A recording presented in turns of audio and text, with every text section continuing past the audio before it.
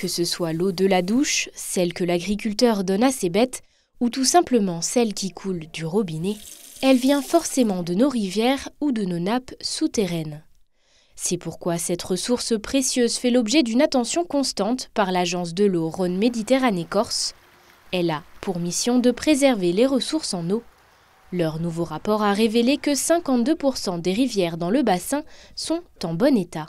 On a construit ces dernières décennies beaucoup de stations d'épuration qui ont permis d'améliorer l'état de nos rivières, de passer de 1 sur 4 en bon état à 1 sur 2. Voilà. Ça, c'est la moyenne régionale. Savoie-Haute-Savoie, c'est un peu plus que la moyenne. On est au-dessus de 1 sur 2. Pourquoi? Tout simplement parce qu'on a des secteurs en Savoie-Haute-Savoie qui sont plus protégés des activités humaines.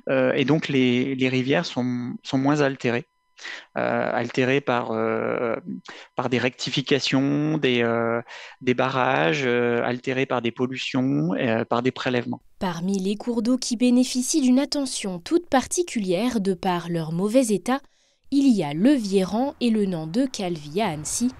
Pour arriver à ces constats, l'agence de l'eau Rhône-Méditerranée-Corse réalise des milliers de mesures chaque année pour déterminer l'état de santé des cours d'eau. Il y a 3 grands vecteurs de bon état. C'est bien sûr la qualité de l'eau. Donc, qu'est-ce qu'il y a dans l'eau en termes de minéraux, de polluants? Il y a la quantité d'eau. Donc, pour qu'il y ait une rivière, il faut de l'eau.